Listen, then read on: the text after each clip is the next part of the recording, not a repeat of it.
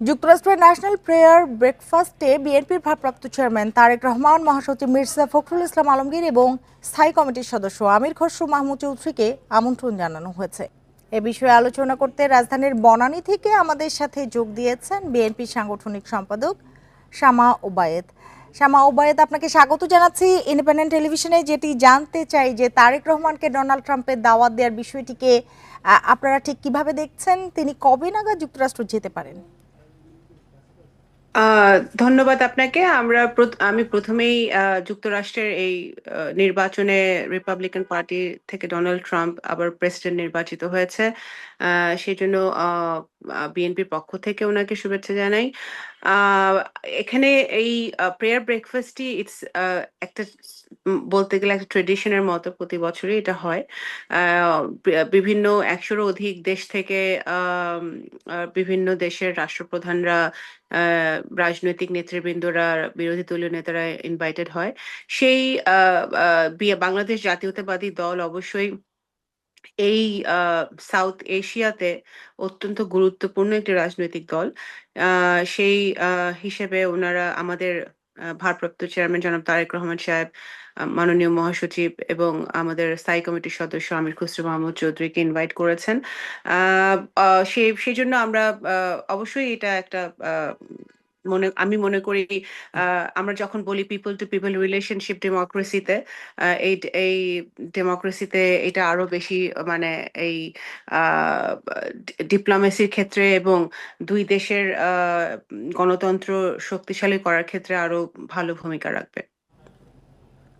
জি, হ্যাঁ, আপনি বলছিলেন যে দুই দেশের গণতন্ত্র প্রতিষ্ঠায় এটি ভালো ভূমিকা রাখবে। এই যে প্রেয়ার ব্রেকফাস্ট, যেটি জানতে চাচ্ছিলাম যে তারেক রহমান কবে নাগাদ যুক্তরাষ্ট্র যেতে পারেন, আপনারা কিছু জানতে পেরেছেন কিনা? আর আর কি আসলে এখান থেকে আশা করা যায়?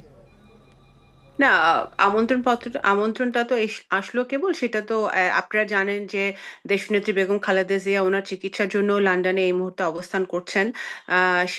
সেই জন্য আমাদের ভারপ্রাপ্ত চেয়ারম্যান এবং ওনার সহধর্মিণী জোবায়দা রহমান অত্যন্ত ব্যস্ত সময় পার করছেন।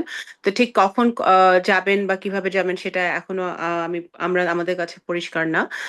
কিন্তু আমন্ত্রণটা যে এসছে সেটা যদি আমি একটা রাজনৈতিক ব্যাখ্যা বা একটা ডিপ্লোম্যাটিক ব্যাখ্যা দিতে চাই, সেটা আমি বলবো যে অবশ্যই এটা দুই দেশের মধ্যে দুই দেশের সম্পর্ক আরো বেশি শক্তিশালী করবে। আমাদের অবশ্যই আমেরিকার সাথে সবসময় একটি ভালো সম্পর্ক ছিল বাংলাদেশের, কারণ যুক্তরাষ্ট্রের সাথে আমাদের ট্রেড রিলেশন আছে। যুক্তরাষ্ট্র রোহিঙ্গা সমাধানে ওদের এইডের জন্য বিভিন্ন সময়ে আহ হাজার হাজার কোটি ডলার এইড তারা দিয়েছে এবং দিয়ে যাচ্ছে। ইউএস এইডের মাধ্যমেও বিভিন্ন প্রজেক্ট কিন্তু বাংলাদেশে চলছে এই মুহূর্তে।